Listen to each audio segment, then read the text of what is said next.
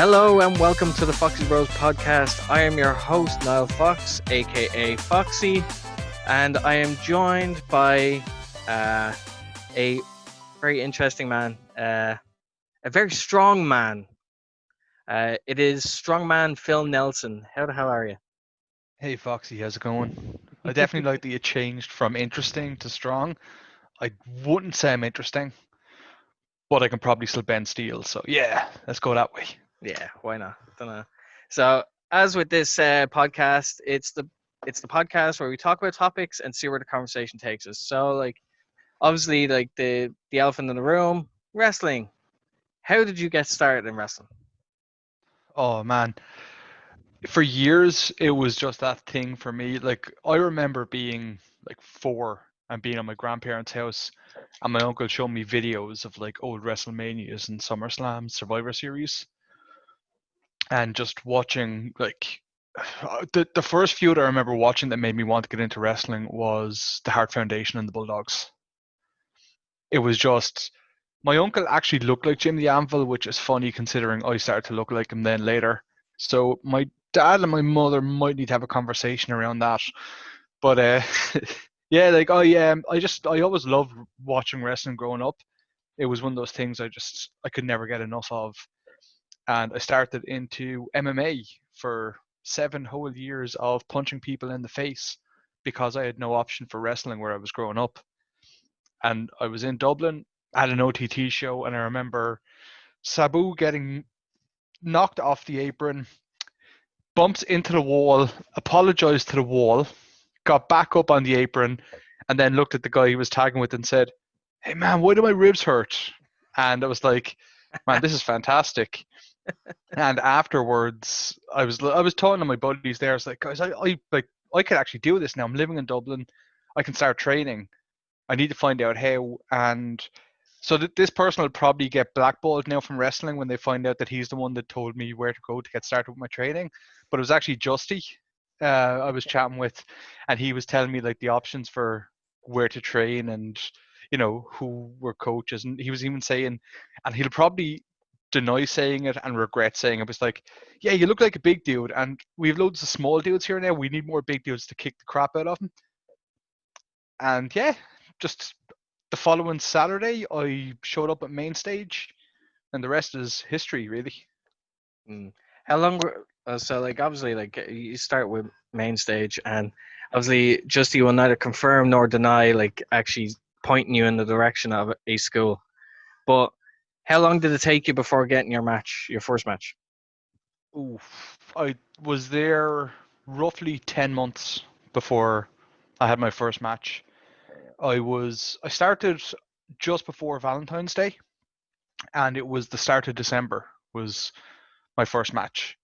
And I remember it was a mixed tag, 6-person mixed tag with myself, Kigo, and Abby Mox against uh, was it Ricky Rose, Adam Ace, and I think Fran, was it? Eliza Hamilton. Oh yes, because there's a Yeah, mixed tag. yeah. I remember like starting out, and I was like, I'll never forget that feeling being behind the curtain for the first match.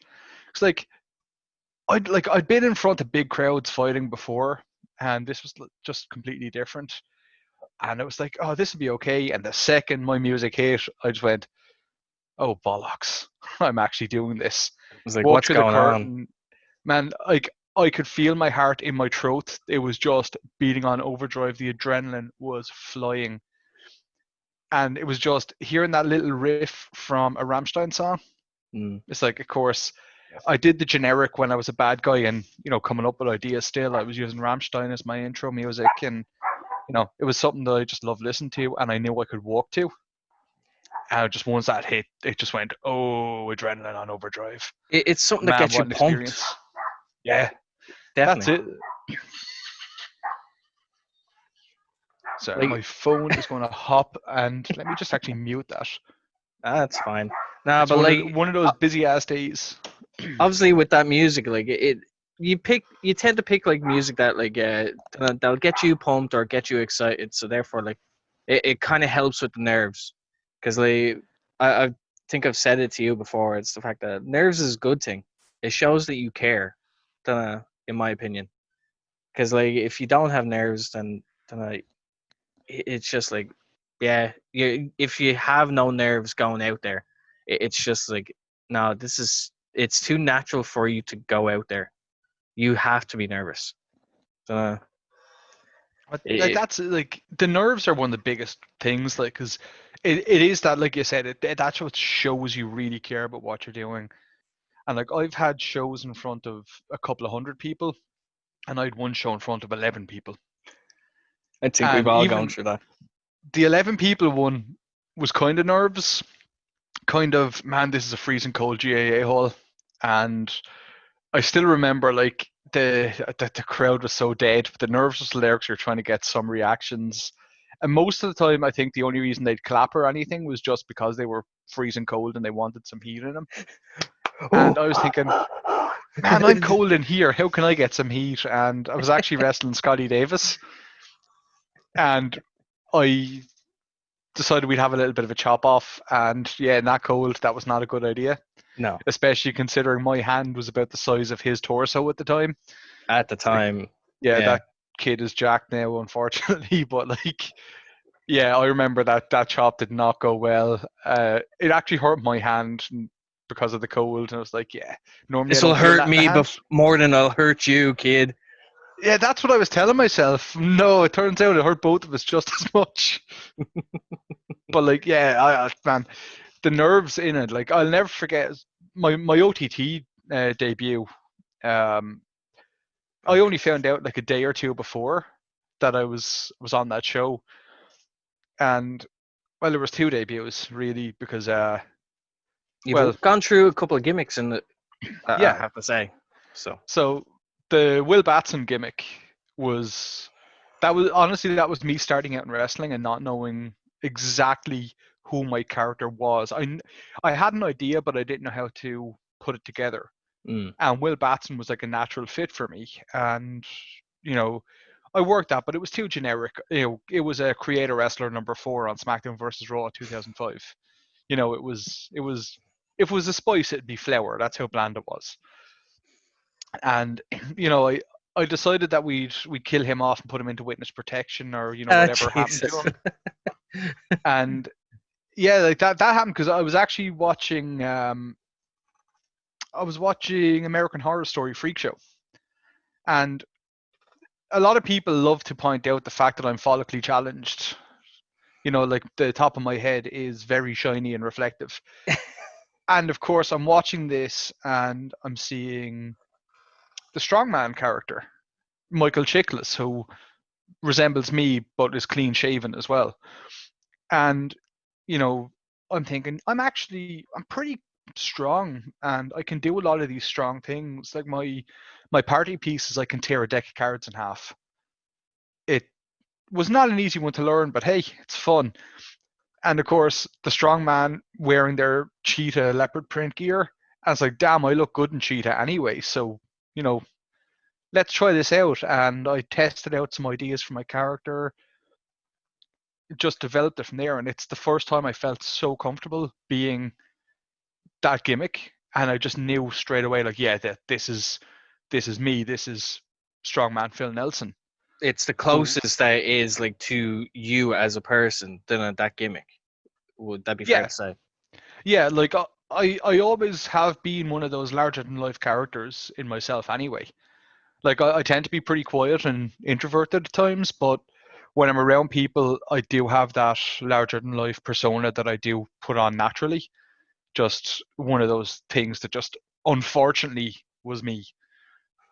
People want me to be quiet and that never happens. But yeah, like the character just seemed like such a perfect fit, and I was, working out ideas for the look of the character, the way I'd stand, the way I'd walk to the ring, my presence in general, everything I was thinking of, I'm like, man, I do this making a cup of tea.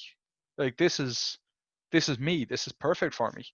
And Mm. it just fitted so naturally. I remember the first time I actually got to test out my strongman character in front of a crowd properly was at Uprising in Belfast.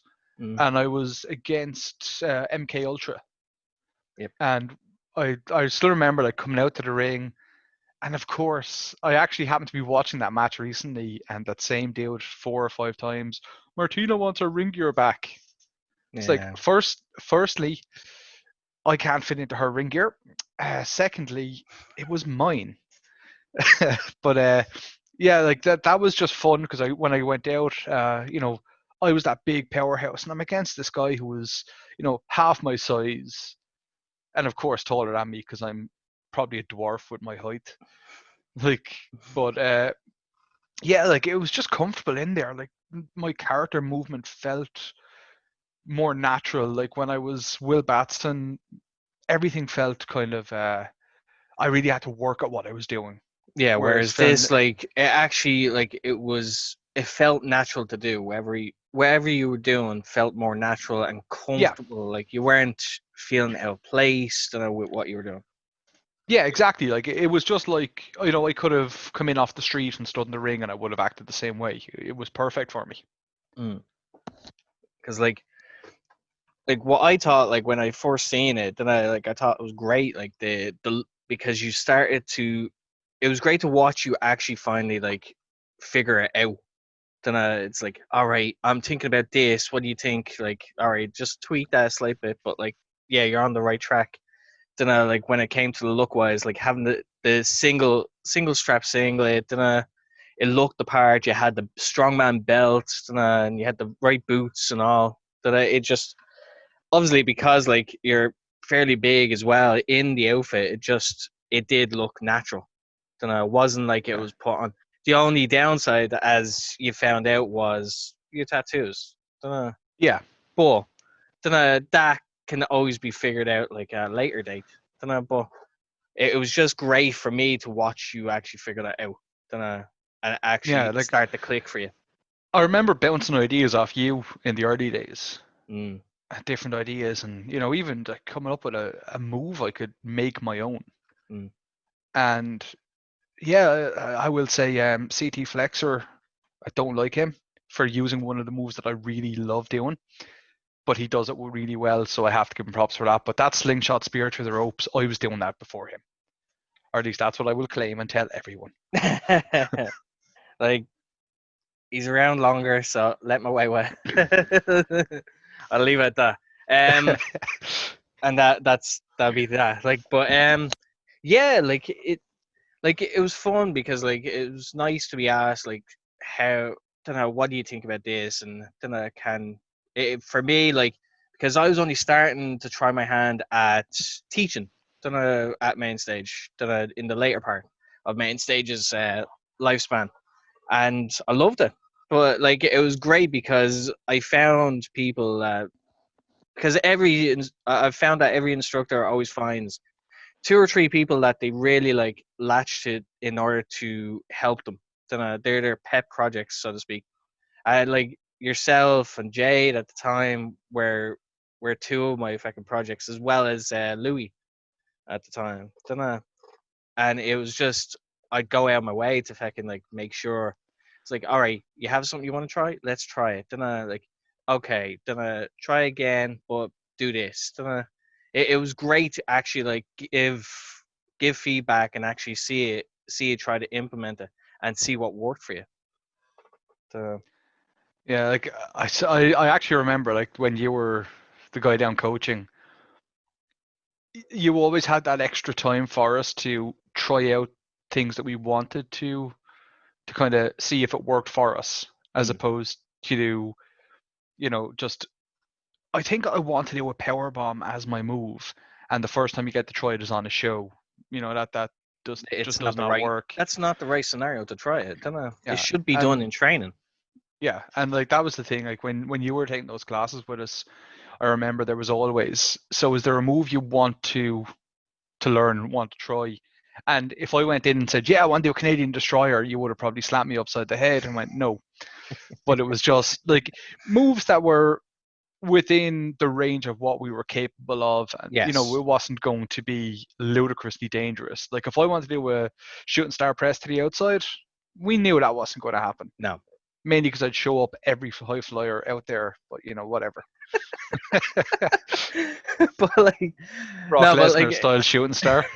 ah, ne- like concussion city. No, but like, yeah, like because when I wanted to come in and teach, I wanted to be do something different to what everyone else was teaching, and a lot of them I found wouldn't allow, like, even for an extra 10 minutes at the end, just for people to actually try something that they've been wanting to try.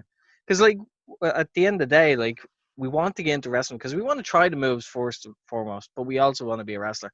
So like, Yeah, to allow them that extra like 10 minutes, just you have a chance to what do you want to try within reason, and you can have a go of it. If it works, it works. If not, but at least that way you can say you tried it, as opposed to I was told not to try it. And so I found it like a great tool in order to help people actually find their move sets as well, because normally they probably wouldn't get a chance to on unless it was a show day. Dunno. yeah. Well, that was it. Like I remember the likes of just a move that I always wanted to do when I was watching wrestling. Growing up, the APA, the Acolytes were like one of my favorite teams just for their presence, just big, dirty powerhouses. Mm. And of course, Ron Simmons when he was Farouk and he's doing the big one-arm spine buster. Just looking at this going, I want to do that. And anytime people were doing spine busters in class, like in teaching, it was always like the Triple H or the Arn Anderson or Yeah. even the Rock spine buster. And I remember like we were doing these when you were drilling stuff with us in class, and that's what we were doing. I said, hey Foxy, can I try a different type of spine buster? And you were like, no. I said, oh come on, it's one I want to do. It's like, no. It's like, it's Farouk's one. Okay, fine. So we did it, Oh, and you it was twisted my just. arm. You said Farouk, so that was it. No, but I like believe I believe your response was something along the lines of "damn," something like that. something like But that. I remember like once I did it once, I knew straight away. It's like, oh, this is a move I want to be able to do. It just felt like a natural one, and it was just an example of how you were one of those people that encouraged me to think outside the box as well with some moves, Mm. and pick ones that were mine and make them my own and build my character then like to work smoothly with them. So it worked out really well for me, I have to say. Like it was good because like by doing it, it allowed you the freedom instead of, all right, here's how you do a spine buster. Here's how you do this. There's plenty of ways to do it, but the real trick is trying to make it your own. So Yeah, like to allow you the chance to experiment with it. It's like, all right, I'm gonna try Ron Simmons' version of the spine buster and see how I can tweak it to make it for me, like smooth and crisp. But yeah, like it was just good. Like I enjoyed that, and I liked giving people the freedom, and especially allowing I you can attest to this, the fact that I encourage people to actually like go home, think of something, even write it down in a notebook, which I thought was a big thing to fucking say. It's like always have a notepad. If you get ideas, write them down. That way you can bring it to class. And there you go. So if we can, we'll get around to trying them. and the notebook idea was something that always worked, and it's like funny enough, at my business desk here, Foxy can see I'm actually holding up said notebook that's full of ideas, and 90% of them are bad, 10% of them are okay. They're not good, but they're okay. But it's stuff to work on. But yeah, like that always worked. It's like even when I came up with the that first finisher, I actually started using the Screwplex. Mm, I remember doing that accidentally first yeah. because it was like I was going for like a gunslinger, and I was as I had someone up for it, I was like, I could do kind of like an F5 from the chest instead, and it was only because I was after doing the gunslinger I thought of it, and it worked.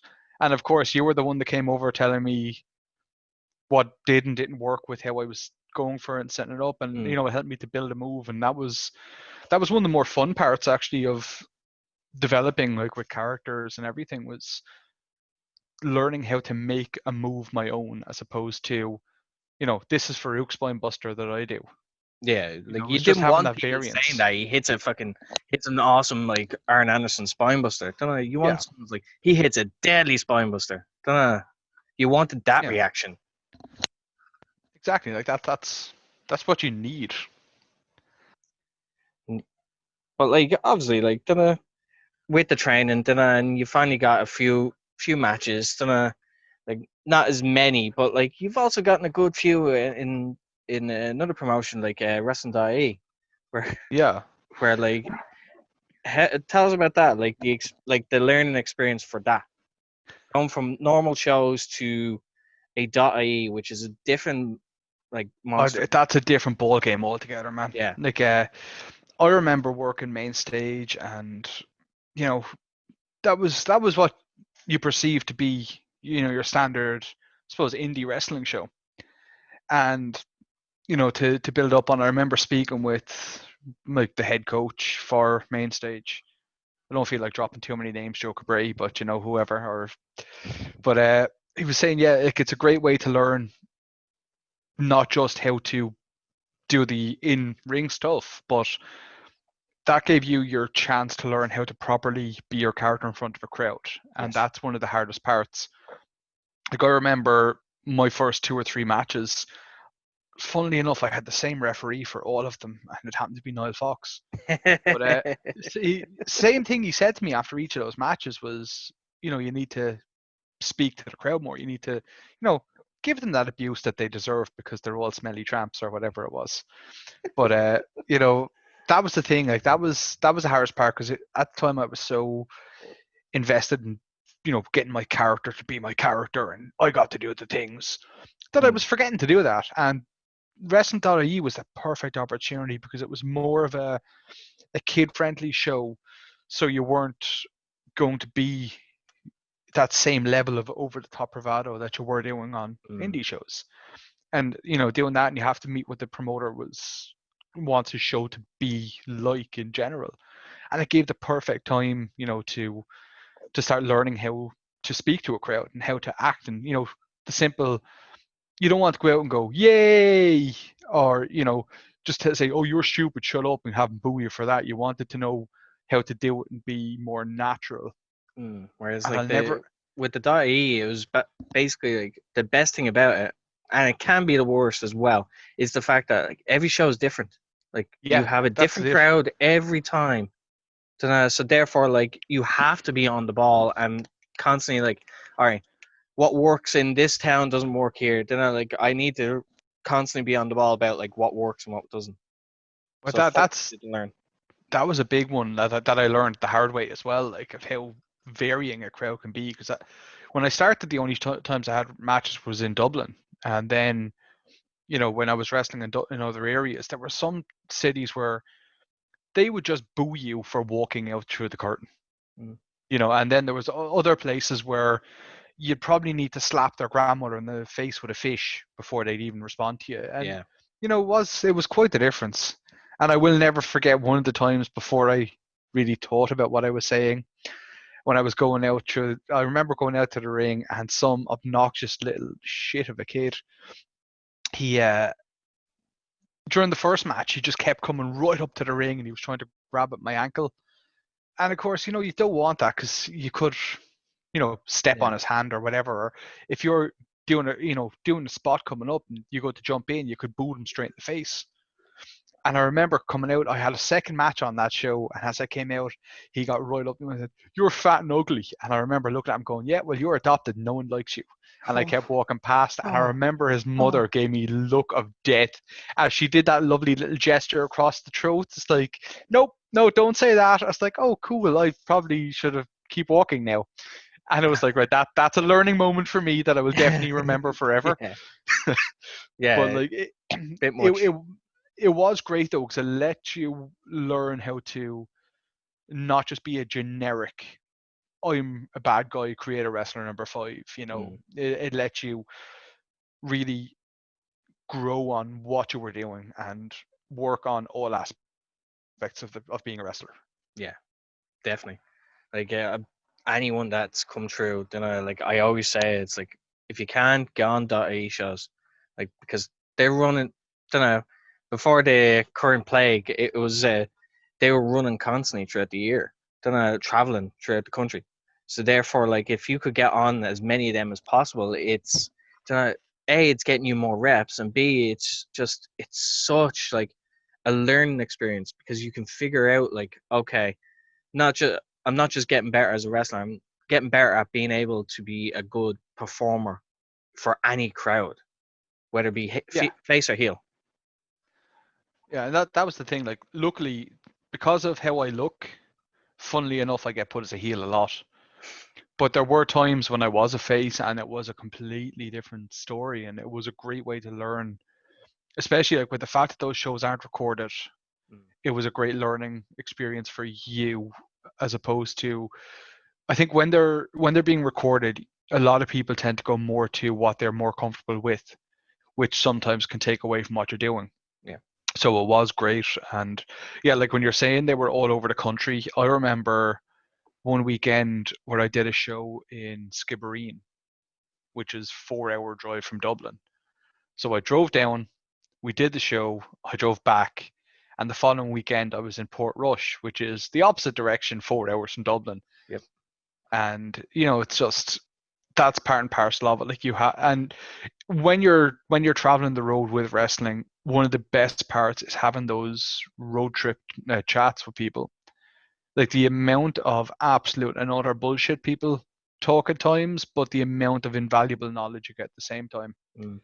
Like, it was one of the best. And I still remember one road trip in particular, probably the best compliment I've ever been given by someone high up in wrestling, was I remember absolute silence for a couple of minutes, and then one person just turned to me and went, "You know what, Kev? You actually look like a wrestler." And then he just went back to being silent again. And it was the weirdest thing ever. I won't say who it was, but man, No. that was one of my favorite memories in wrestling, because it's just like, just looking at me, and when I was driving and I could just feel the stare, and next thing it's like, "You actually look like a wrestler." And it took everything in me to not bust my ass laughing, because it was the most out of nowhere thing. And when I got home, I was kind of sitting there going, "I do look like a wrestler." It gave you that little confidence boost, and like Yeah, it's crazy that like one maybe passing comment could make or break you. Then like yeah, you either feel ridiculously good or unbelievably shit. Then but as you said, like with the road trips, they are invaluable because sometimes you're put in with people that like have probably been around for maybe 10, 15 years. So therefore you can it, God willing that they're actually in good spirits, then you could pick their brain for the entire journey. And yeah, it's great, like just to hear like their take on certain situations and how to deal with it or how to learn from it, which is unbelievable. And the stories are just fantastic to hear. They're yeah. It's and they're what's purely great about it is that like with those stories, like some of them you could get away with talking about, others you cannot. Unfortunately, oh man, what's said in the car stays in the car. yeah. That's just it. Otherwise, I would be shot for some of the stuff that was said. No doubt, no doubt. No, but like obviously, like dunno, like you've had fun on wrestling, and hopefully, like there's more for you in the future. I really hope because it'd be good to see Oh, you so back do on I. shows. Yeah, But especially considering I've got my beautiful new gear that I actually had made before I ended up going on a very long hiatus last year. mm, It's like, having to go in for surgery that was not a fun situation, and a rocky recovery from it that led to a second emergency surgery. it was As your appendix, wasn't it, no, or, or was it something it else? was getting lymph nodes removed, so there was Ah, yeah, actually a cancer scare. yes, Which, scare is definitely a very good word to use in those situations. yeah, But like the second emergency surgery just was worse, because I was about about a month off from being able to return, and the mm, second situation happened, and yeah, like getting rushed into hospital, being told I was lucky I got in when I did, or things could have been way worse. And of mm. course, that led to roughly 5 more months of recovery time. Yeah. So yeah, that sucked. And then of course I came back to wrestling and I stood in the ring and I got so blown up because I lost my cardio from months of being unable to do stuff. And then coronavirus hit. And it's like, cool, I finally got back after 10 months and now I'm going to be out again. It's like, this is not cool. But yeah, like I said, I got new gear made and it's awesome. And I really, can't wait to actually get to wear it. In fact, I think it's beside me. If it is, Foxy actually gets to see the new gear and he can laugh at how terrible an idea or good an idea he thinks it is, but it's great because it's my idea.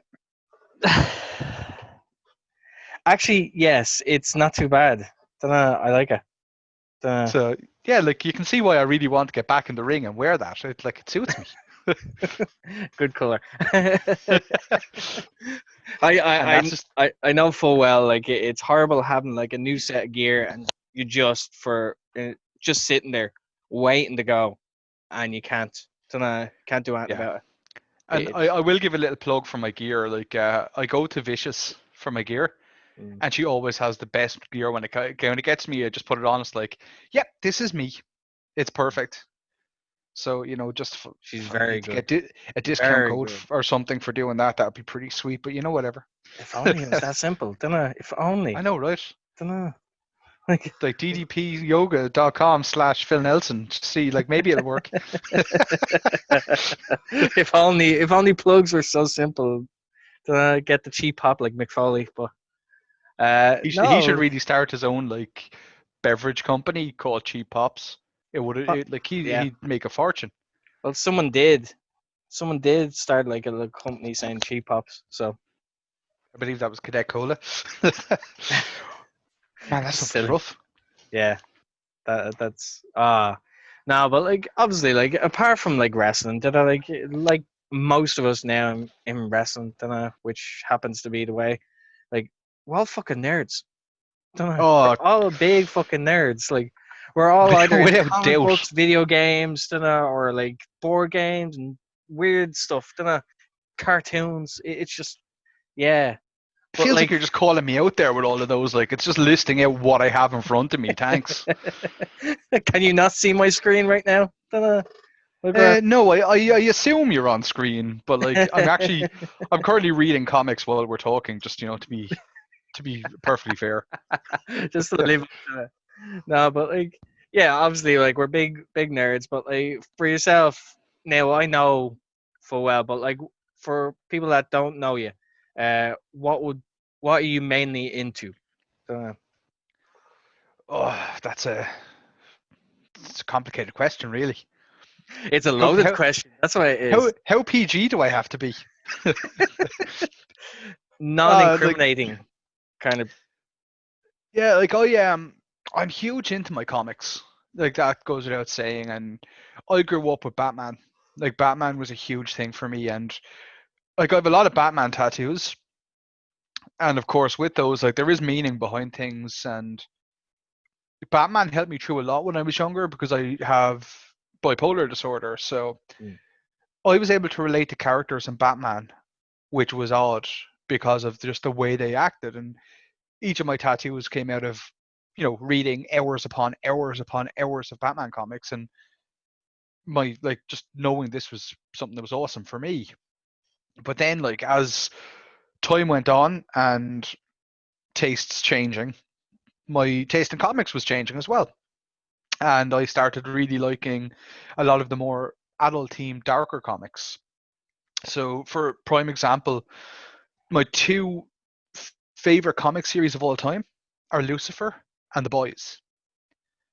Like The Boys was just I had that recommended to me by a friend. I'd never heard of it, and he had the first like four compendiums of it. And I was like, yeah, cool, I'll give it a go. I was hooked.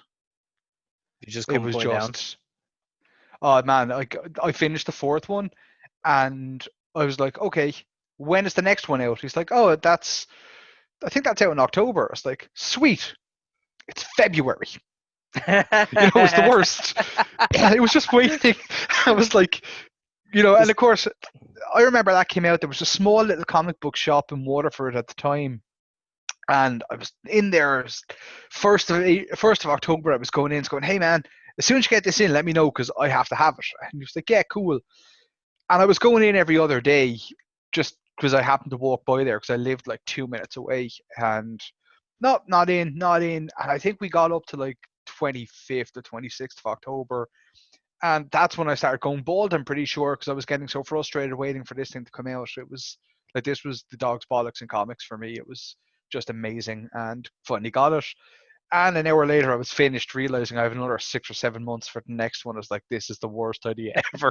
You're like someone like that binge watches like shows on Netflix. Don't know, like they finally get a year's supply of like shows, and they're basically like more. But that's a year's worth of. I want more. It's like Have you watched The Witcher? I got it done the first day it came out. I was like, oh, cool. 18-month wait time. Yay. now with The Witcher, that was a different thing because like obviously the games had been out for a long time now. I've never played the games, but when the casting for The Witcher was Henry Cavill, I was just like, okay, so this is interesting. Eventually, like I was originally planning on doing an episode of the podcast on The Witcher.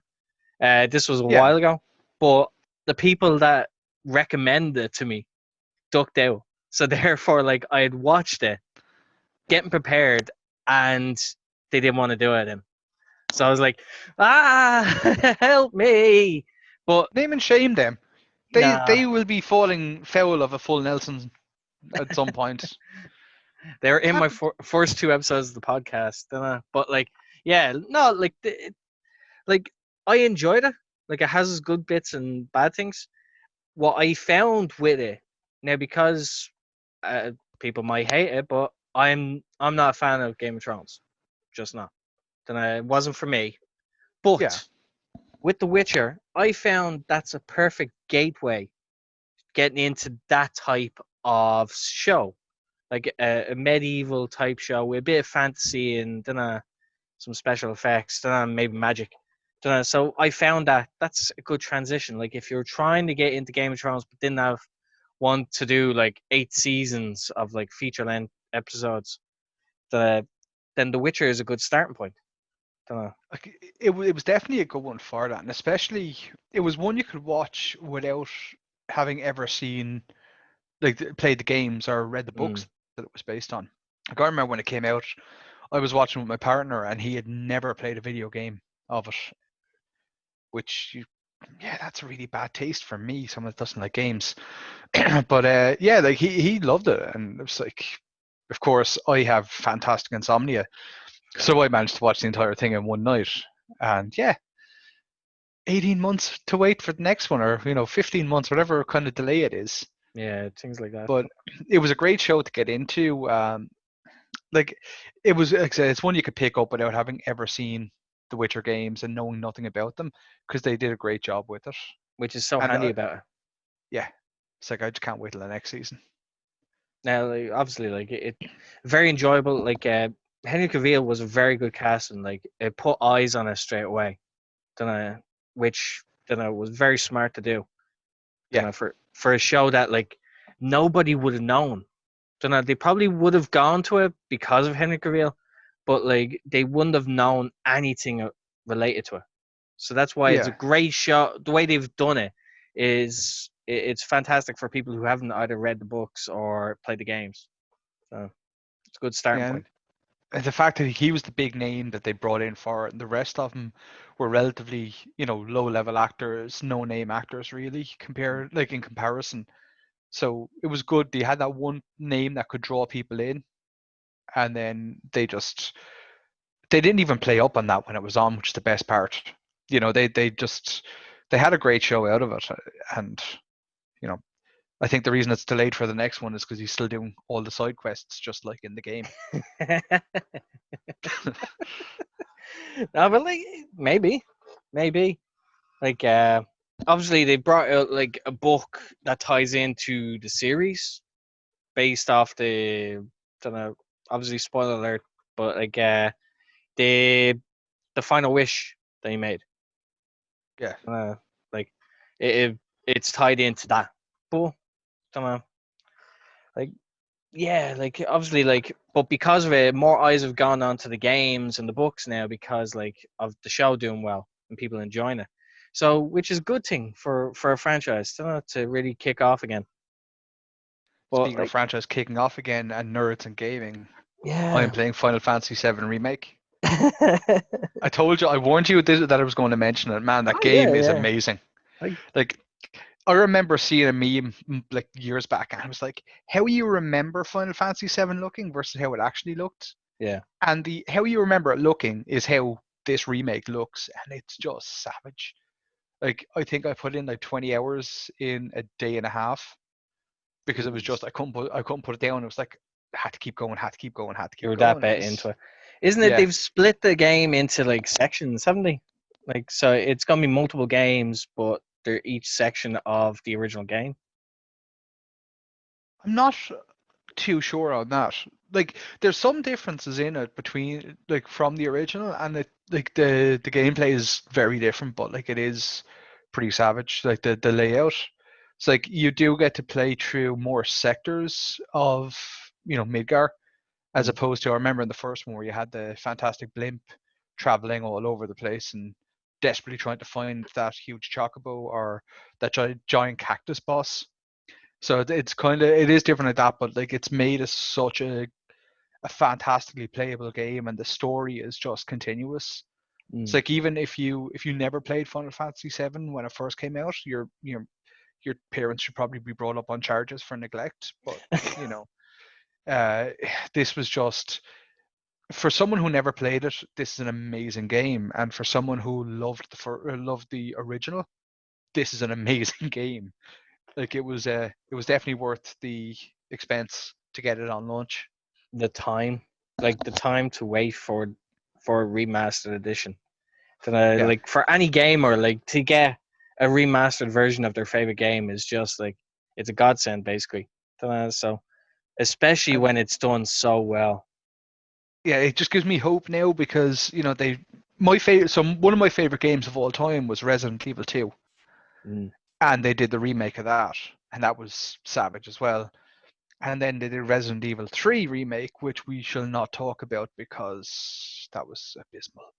But we've got the big one coming up now that everyone was talking about yesterday was Tony Hawk Pro Skater 1 and 2. Yeah, oh yeah, oh yeah. Like that, like Tony Hawk's like was like my thing. Like I loved it, absolutely loved it. It's still in my top five of games. Like Tony Hawk's 2. Like that, even the soundtrack to that. So I'm a huge fan of ska music because lots of people are annoyed with me constantly saying, are you gonna stop putting up ska memes? "No, No. God, no." That's what I do. That's my thing now. But like I have two saxophones, a trombone, and a trumpet that I can play semi okay on some of them, and I play the saxophone quite well. I'm And sure of your course, neighbors love you. my neighbors are my best friends now. They're constantly calling around, knocking at my door to say hello. But I remember playing Tony Hawk 2 and Goldfinger, Superman on that soundtrack. Like, everyone knows that song now, and it was amazing. And that was when I finally decided to try and learn some horn music. That was one of the first things I wanted to learn on saxophone. Turns out it's not as easy as that, so I actually learned the Pink Panther song first, and then I Yeah. and a few other slick easy bits. But like I've actually started playing along with a lot more of that kind of music, and because that was the game that really got ska more recognized worldwide Mm. just for that one song. Like I'm excited to play it again, and to be tearing through that school playground on the skateboard with that song blasting because that was what I did as a teenager. Yeah. Except I didn't have a skateboard because I was terrible at balance. But you get what I'm saying. No, but like what I find like when I look back on it, it's like, and we didn't realize at the time is how influential like the game, but also the soundtrack would be on the music that we would listen to later on. Don't know, because like you had a great mix. Like you had, as you said, like you had the ska music, you had rock music, you had the, don't know, because it was just on the cusp of like the new wave of like songs. Like you had the likes of Papa Roach, you had Yeah. like all Like these remember different Power bands. Man 5000 were on it. Yeah, like it was a great assortment of like different genres. It was just fantastic, and I still maintain like Tony Hawk's 2 and 3 have fantastic soundtracks. Like they're the Yeah. best by far. Uh, Dunno, two for me was the best, but three was definitely a close second. mm, They were like, they knew what they were doing. They knew their demographic and they knew the music that would work for it, and it was yeah, just class. It's like like, I need to hope they don't ruin some of these games when they remake them. Like kind of yeah. like Resident Evil 3, where they ruined that with a remake because they cut out sections and they made it short. And I no, I I'm not going to dwell on that one.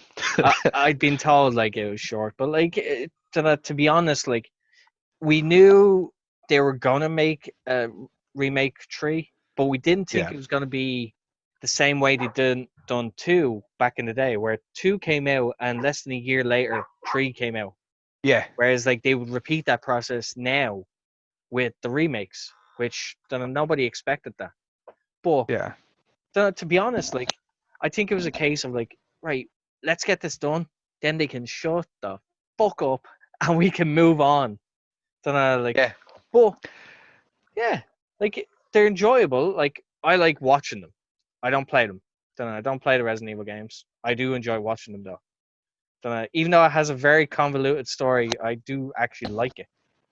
So, but that's just the way. Like I know game developers like same with movies. They just like remaking things instead of coming up with things that are original. Yeah. Something it seems like it's a little bit easier. Yeah, they don't have to put as much effort in being creative. They just have to remake stuff. Just change a couple of words here or there, and no one will know Yeah. the difference. Although I will like I think I said it publicly like the other day. If not, like I'm making it public now. It's the fact that like 2020 is the year for skateboarding games because with the announcement of we got the announcement of Tony Hawk 1 and 2 being remade, but under the radar, like for mainstream people, is 2 other skateboarding games. One is called Session, and the other one is called Skater XL, which are kind of like the spiritual successors to Skate, the Skate series. But like, Yeah. so I, like potentially you're getting 4 skateboarding games in 1 year, which is it's like, man, like I wish we were back in like the mid 90s again. Like that would have been the perfect thing. although Or they need to for have Spider-Man back in Tony Hawk's 2. They need to have him. oh no, you need to have your hidden characters like the cop and the porn star that they snuck in there. Come on, everyone. And there's not a single person that remembers when that game came out that did not know the code to get both of those characters. It was just It the was way. like it was like with GTA. You just knew what buttons to press to get all the guns. That was Yeah, just how it worked. it was just like communal knowledge, like in the Matrix. It's like, give me the knowledge. Boom. Pretty much, yeah. I know kung fu. Show me. Man, I kind of wish it was that easy to learn stuff. Just going, yeah, yeah, If just plug that only. in there. Jesus. Like I How know how good? to do How good cardio would it now. be? How good would it be if we could do that? Just download the knowledge. Is like, boom. I know it. That's 4 years just packed into 2 seconds. There you go. Do you know what? I'm 100% on with this, and I will sign your petition to have this implemented 100%. If only. If only. If only it was so simple. But it's not. If everything was simple, we'd all do it, as they say.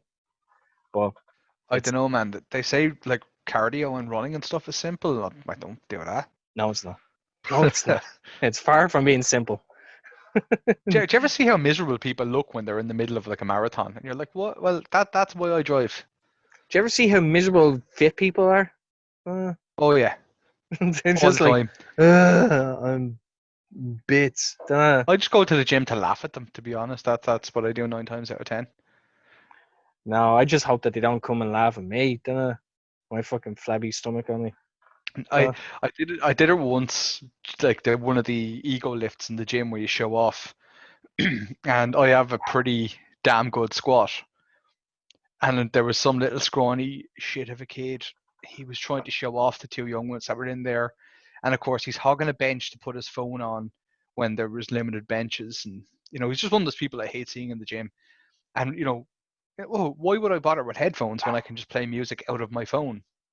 Mm. So he's there squatting, and he's got about 90, maybe 100 kilos on the bar, and he's just trying to show off. And he's got these young ones looking at him, and then the fat older dude, aka me, walks over beside him and doubles what he has on the bar and just makes it look effortless. Just quickly do 5, 6 reps, put the bar back. Don't even act as if I had any effort whatsoever in that. Just Made it no look sound. like it might as well have been an empty bar. It was a complete no sell. And of course, the young ones started giggling at the young fella because he thought he was hot shit. And it was just hilarious. I was like, yeah, that was one of the only times I've ever done an ego lift because I hate doing that stuff. Like, fair play to the people that can do it and, do it well, but it's not for me. I only do it when I have to put someone in their place. It's It worked.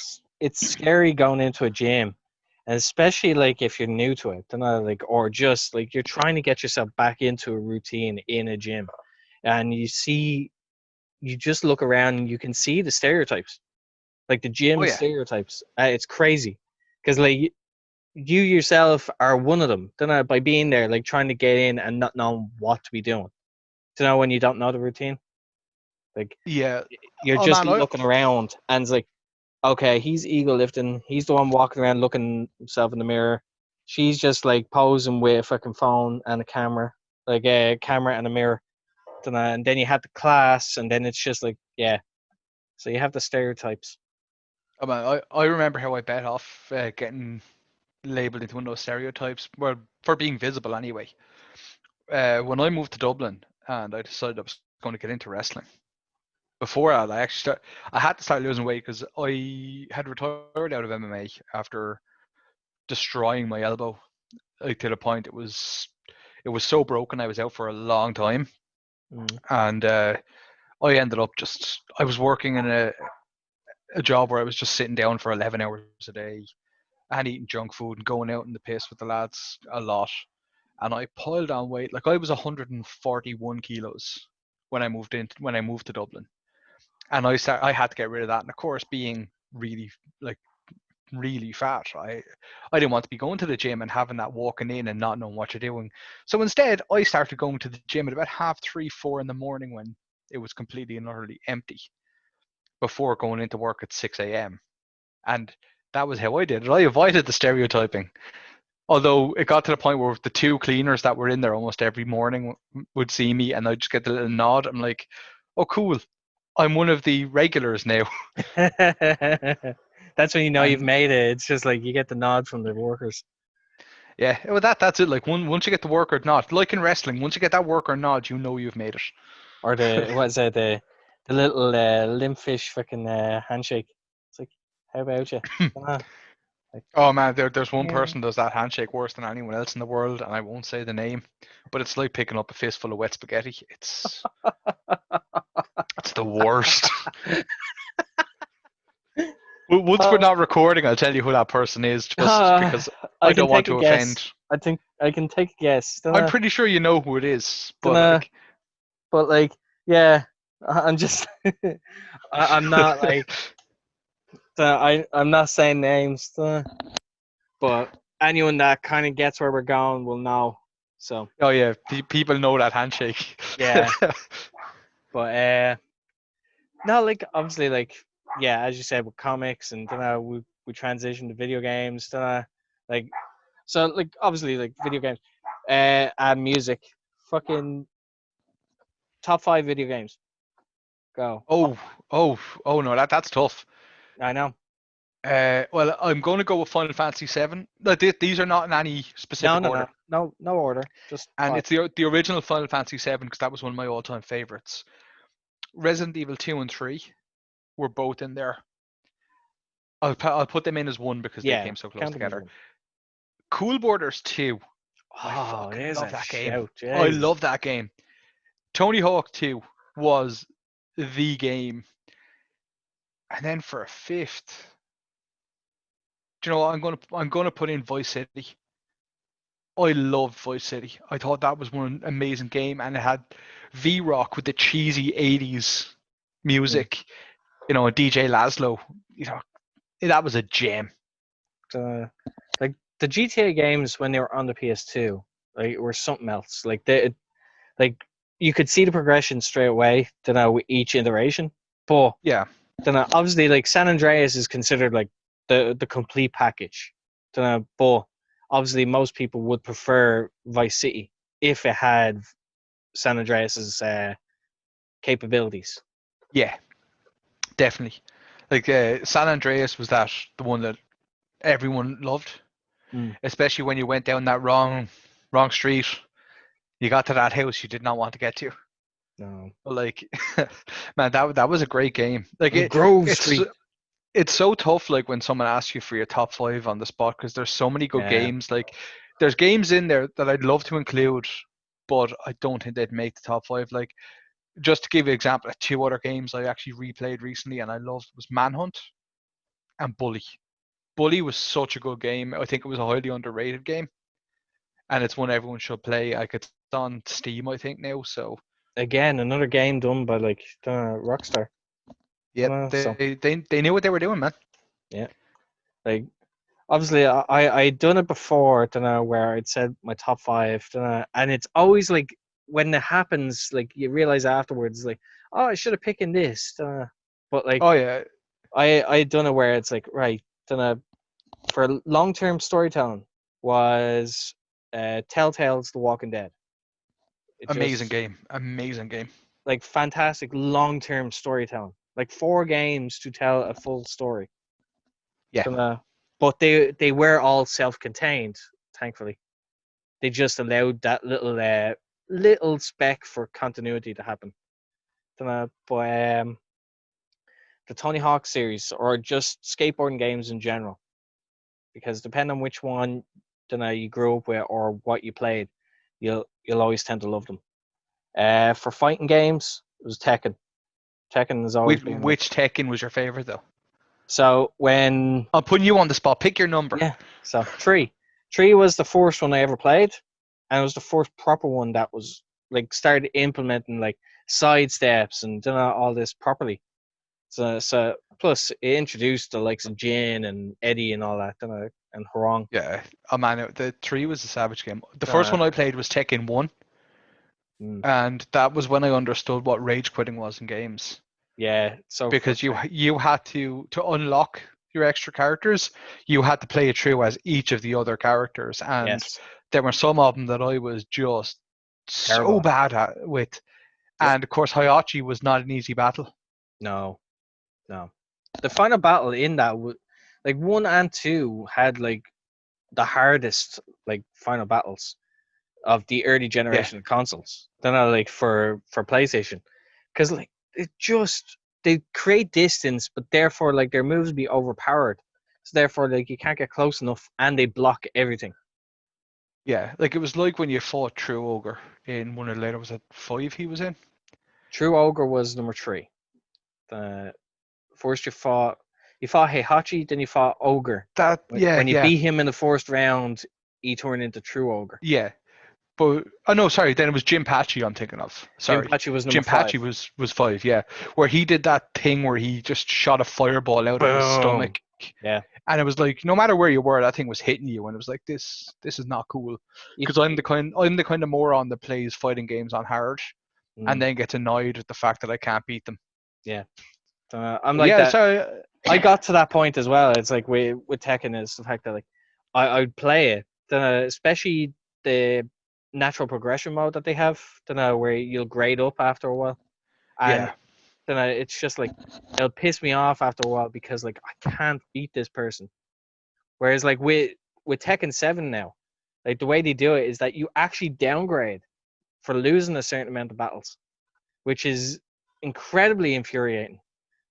yeah, yeah. That doesn't sound fun. I haven't actually played 7, shockingly. Very good, very good, very enjoyable.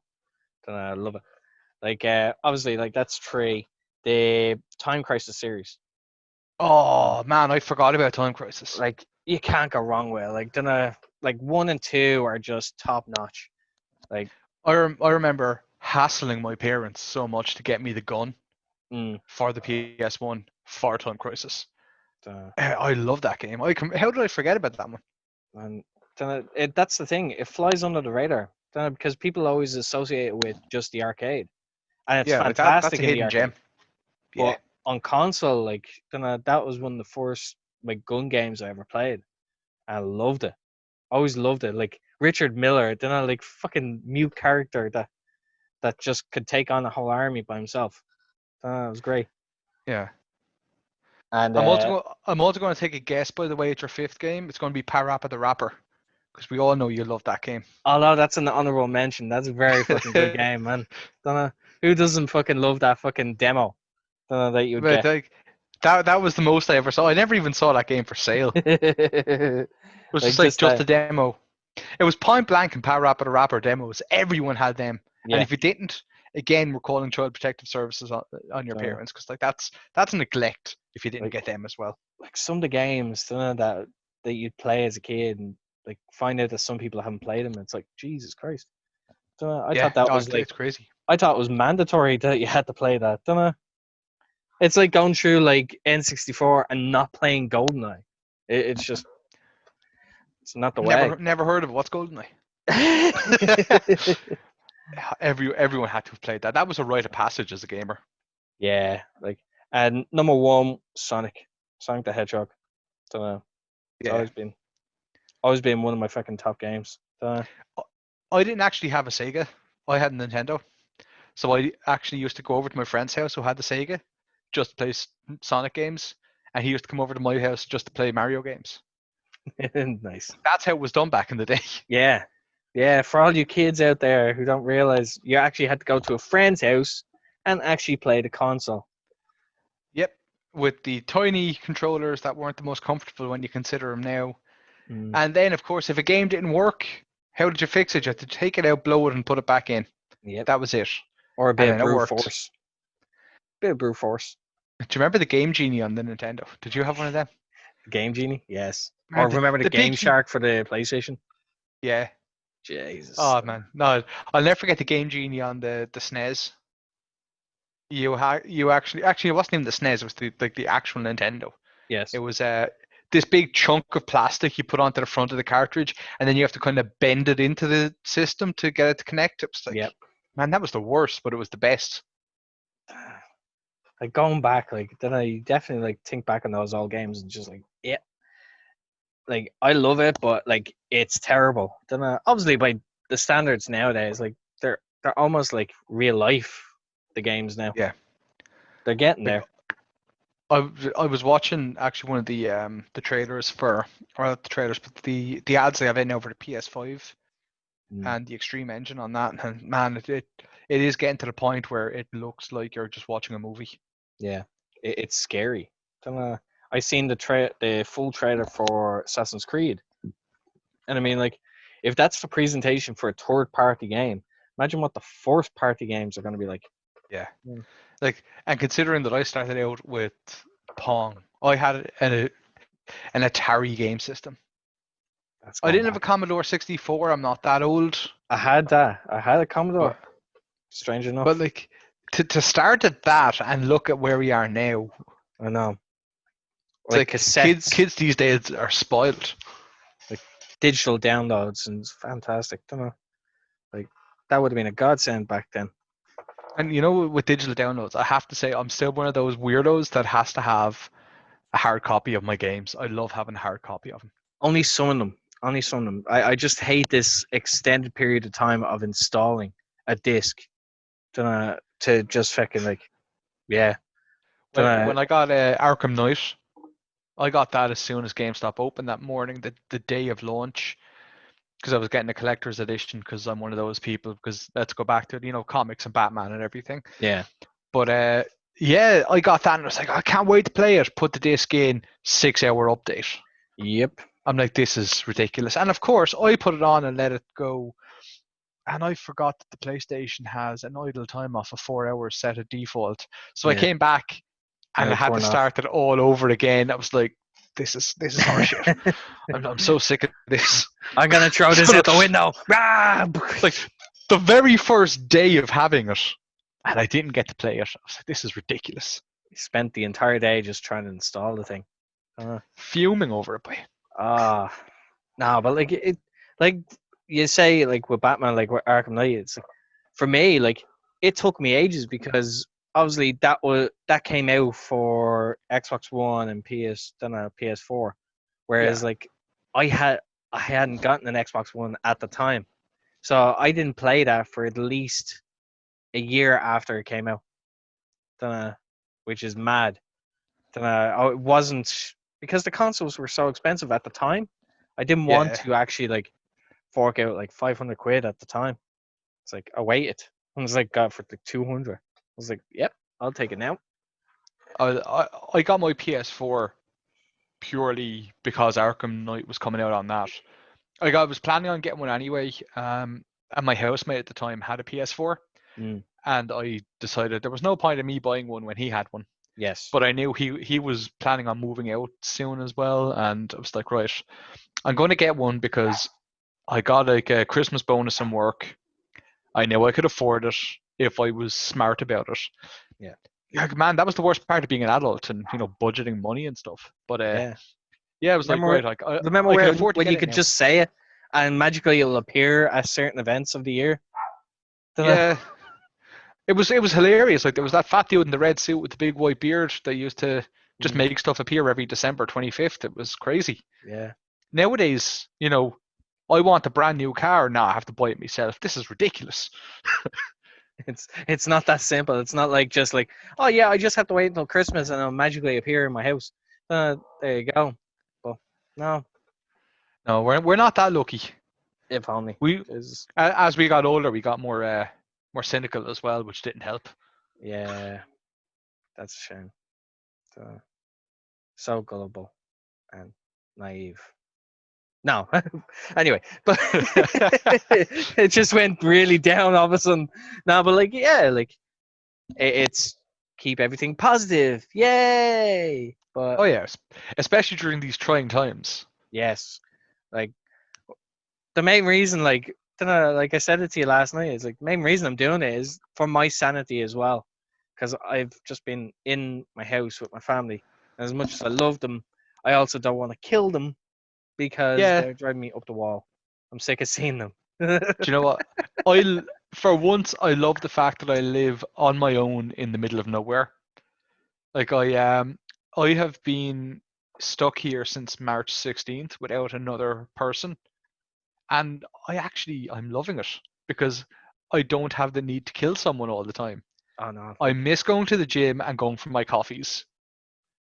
I But couldn't, like I'd be paranoid as fuck. I really would. do you know something? This is the time the digital downloads worked out well for me. I'm Yeah, after going through so many goddamn games. Like my poor Steam library is after getting attacked, and I'm after getting through so many games. It's like back in the day where it's like, oh, this game is only like €1. I'll buy this in the Steam sale, and I forget I even have it. Yeah, well, I've played you now because I'm on lockdown. yeah. So like, yeah, it's awesome though because I managed to get through so many games I want to get through, and my nose is just ridiculously itchy right now. Nah, but like the games, it's so handy. Like having those games like on the back burner kind of thing, especially if you're with Xbox and you have the Game Pass. Game Pass is so handy if you're really bored. You can try out these games and not buy Yeah, them. But wish I sometimes knew I that just for Resi 3. sometimes I just download them and I leave them in my library for a little bit. Until I really Yeah, need them. But yeah, it's so handy. Like one game I would have loved to get, but unfortunately it's only on PS4, is the Marvel Spider-Man. yeah. Oh, dude, it's such a good Uh, game. like it just looks so fun. Like Yeah, it harkens back to like Spider-Man 2 for the PS2. Like remember how good that was. Like you could explore the entire city. yeah. Like to be honest, there's times when I just love when I was playing Spider-Man of just swinging through the city, not doing anything, just Yeah, not, just messing around. not even And doing also, side quests, just like fucking about. yeah, I do love all the different variations of Spider-Man costume you could have. Mm. Because the amount of times that I went back to my teenage years in that game where I was just swinging around the place, dressed up as like a punk Spider-Man with the mohawk and everything. I'm like, this is how I wanted to be when I was, reading Spider-Man comics back when Yeah. I was 14. Or like playing the classic Spider-Man for PS1, and you have access to all the costumes. It's just like, Yeah, ooh, like Cosmic Spider-Man, or like Spider-Man man, Noir, or like Dusk and stuff like that. The Amazing that's some Bagman. throwback. Yeah, The that's going Amazing back. Bagman. Yeah. Oh, like that. There's a throwback for a game. Like, Yep. actually, I also noticed that when I listed my top five, they were all basically first and second gens. Yeah. Yeah. It So yeah, happens. don't Some need a people. PS5 now. Turns out. All my favorite games are on this console. Considering that I actually currently have a PS1, a PS2, a PS3, and a PS4. Jesus Christ.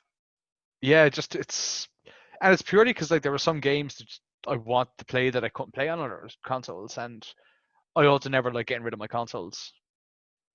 Like, But yeah, yeah, like for me, like I have a PS2 Slim, the silver one, and that's handy because it does PS1 or PS2, which is great. So it's a handy yeah, go-to. Like I have a Pikachu N64 console, so like I have that. nice. I'm delighted about that. Still have that. The obviously Xbox 360, Xbox One. I still have my old Mega Drive and Master System attachment. Nice. Yeah, I wish I had my old Nintendo. That was one that I don't know where it went. I don't know how it got lost, but many movements of house over the years, and yeah, they get lost in so the it shuffle. got lost somewhere along the line, and I'm quite disappointed in that because that was actually still in perfect working order. Damn. Like, how am I going to play Duck Hunt now? Oh Jesus, there's a game. Uh, like so simple. You get that in Mario Brothers, like Super Mario Brothers. Just great combo. And I love how they were just in the same, like, Same pack. Yeah, the same pack. It was just like flip the cartridge over, done. yeah. There you go. It is amazing.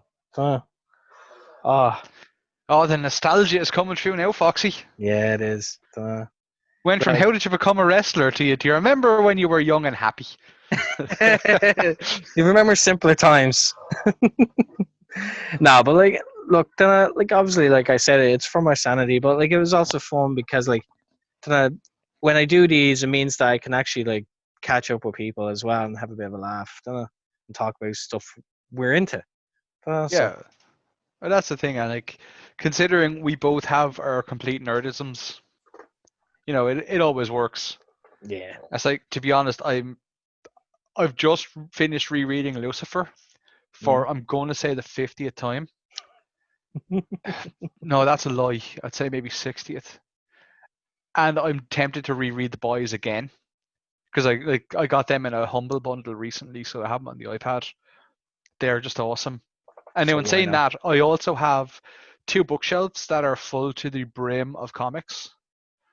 So I'm like, I could just take the actual like the graphic novel out and read that, but I'm like, no, I'll leave that there. That can rest. That can rest for now. Although, like, I'm not trying to do a plug for things, but for anyone that doesn't know about Humble Bundle, check out Humble Bundle for things. Like, they currently have the Walking Dead comics, like all of them, for like I think it's like 16 or 17 euro. So I'm like, yeah, I think that might be my next comic to get me through because I've never actually read the Walking Dead series. Yeah. I've only ever Oh, watched it, and it, I've it heard good things. it's good. Like I've read it up to actually, strange enough, I read it up till like issue 100. So that's when Negan appears. So that was the last bit I read. I just haven't caught up on it. And I still remember when Negan was on the TV show when he first came on, whatever way he was on screen, one of my mates had just walked into the sitting room and saw him on and went, "How did Bonesaw get into acting?" Ah, And I and thought that was just hilarious. but what was funny was that like only like a couple weeks later, Bonesaw shows up on the show in the full garb as well. Yeah, it was just hilarious. Oh dear God, he's watching you. He just knew.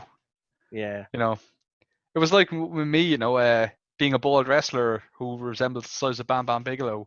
I play saxophone, and only very recently I saw a picture of Bam Bam Bigelow playing saxophone. Oh Like God.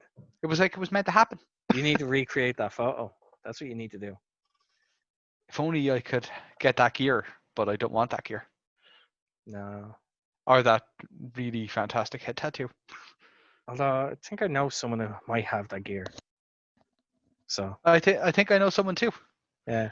So but I'm not getting the head tattoo. I'm no, saving but that space for a My Little Pony one.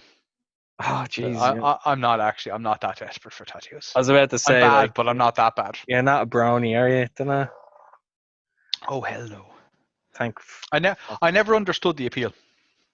I don't get it either. But if that's what you're into, that's what you're into. Dunno, whoever floats your boat. Like So man, I used to work with a dude many years ago.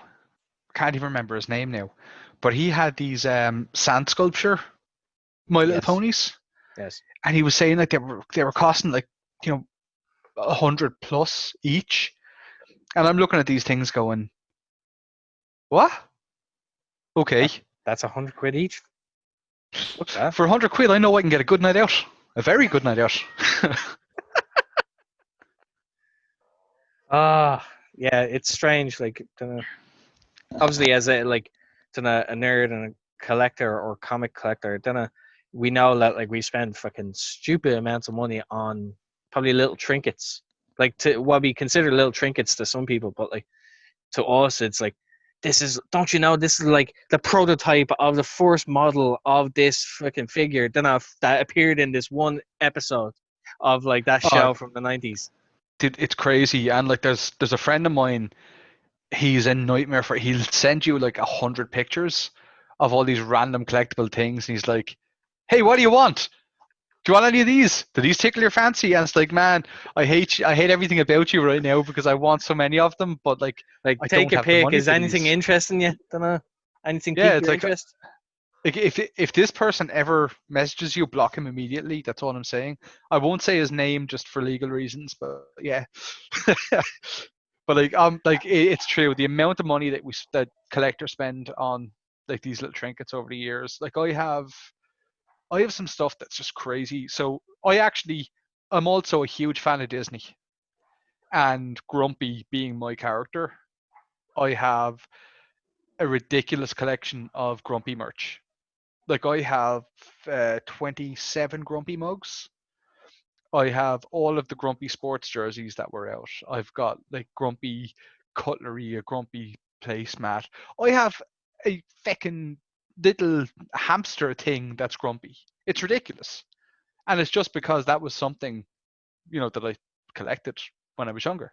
Mm. But then like I've got my Doctor Doom collectibles, and some of those like I have a Not easy rare. to get. Not easy to get at No, all. man, Doctor Doom is near impossible to get. But like I Yeah. have a Doctor Doom Pop Funko, and I'm one of the people that hates Pop Funkos. But the one I have, it's actually a rare metallic one, and I remember like hunting that down because it looked cool and I wanted it.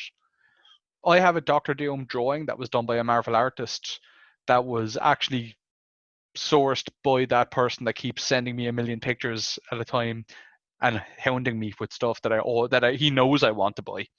So it's crazy, like, and it's part of who we are when you're a nerd, or you just love these things. You spend It's a like fortune on them.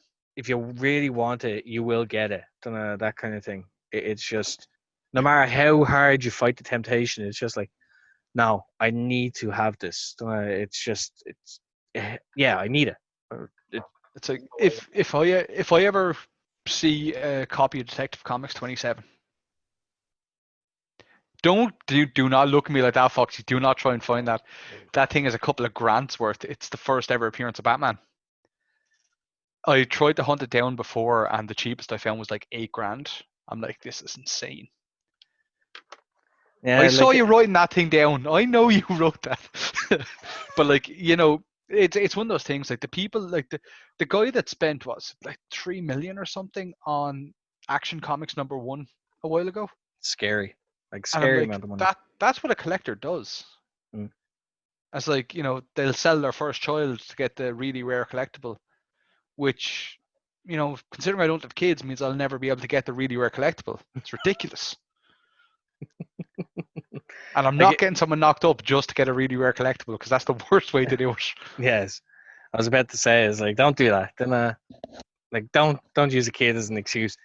But like, they are to a degree, they are an excuse as well. It's like you use them. It's like, oh, I'm getting these Funkos. Dunno.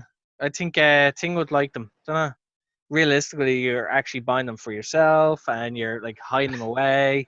Dunno. It's like in storage. It's just like, nope, they're not touching it. You just use them as an excuse to feed your addiction. Dunno. Yeah, it's like that excuse that so many people have. It's like, oh yeah, I'm just getting that inflatable doll from my friend's 21st. Yeah, sure you are, buddy. Sure, yeah. You want to take that home?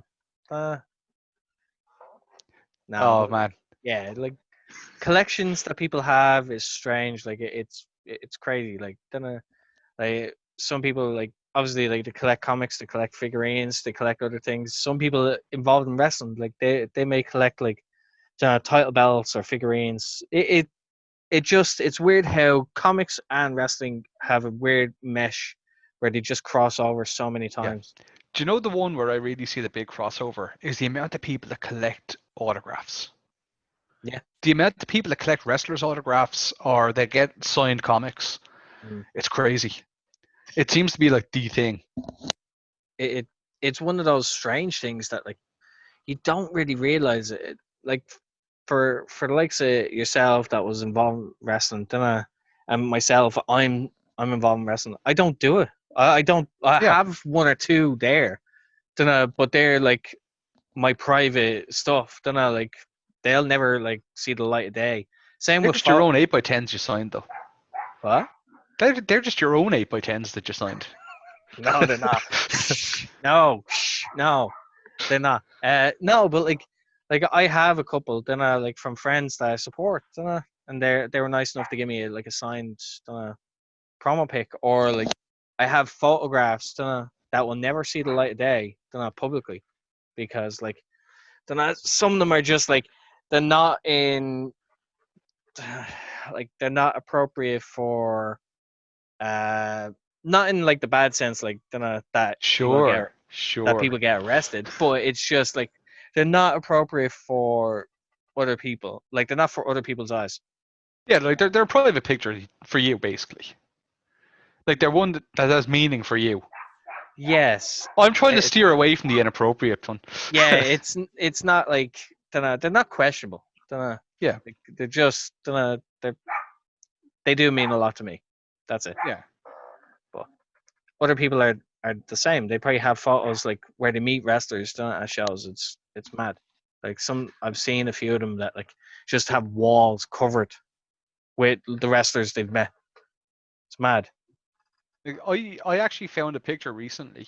I found 3 pictures. This is going back quite some time to when TNA was in Universal Orlando. And I happened to be going over to WrestleMania when it was in Orlando back in Mania 24, maybe? I keep Yeah. forgetting which one it was. And of course, my girlfriend at the time was a huge wrestling fan too. It was her idea to go to Mania. And of course, when we're there, there's a TNA taping, so we have to go into that. And we're queuing up outside. And, while we're waiting, there's a couple of wrestlers and people going past. And the 3 people that I met while I was actually just coming back out of the bathroom when I bumped into these 3 people, and it was Frankie Kazarian, AJ Styles, and Earl Hebner. So I have a picture with Earl Hebner and then a picture with AJ and Kazarian. Nice. And it was just like, they're ones I don't have up anywhere, but it was just part of my collection of Yeah. things from, my journey to get to where I got. And if I'd known back then that AJ was going to be as big as he got, I would have probably been more stoked to meet AJ than Frankie Kazarian Yeah. because I was a fan of Frankie Kazarian at the time. Mm. It's just the way it works out sometimes. Like you don't realize where people are going to be a couple of years down the line. Like they could Yeah. be much bigger, or they could be never seen from again. So but the fact that it means a lot to you, it's just like, yeah, dunno, like that's mine. Dunno, I was very happy to see this. Dunno, and dunno whether people believe me or not. Like I still have the photo there. Dunno, that I can look back on. Yeah, that's the thing. Like, and that's the best part of having your own personal collection. Yes, it is.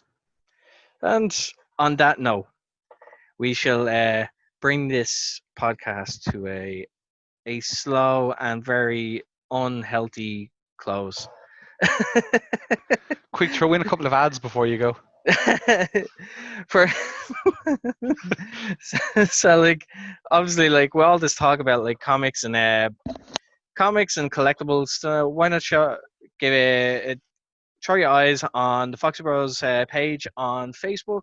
We do comic books, DVDs, anime, manga, merchandise, both new and used. We also do pixel art, which is you can see a wide range and can be done commissioned. So check that out on Facebook, foxybros.retailer on facebook.com. Follow me on Instagram, foxnile at instagram.com. But also, like, if you like the podcast, send a message, send comments. Please interact with the page. Let us know what you think, what you like, what you don't like. It's Foxy Bros Podcast on Facebook.com. And on that note, I'd like to thank the Strongman, Phil Nelson, for coming by. Thanks for having me. It definitely was a part of my sanity saver, talking to someone that's actually alive. Instead of the four walls. Pretty much. And I've been your host, Foxy. And thank you. And we shall see you in the next one. Bye-bye.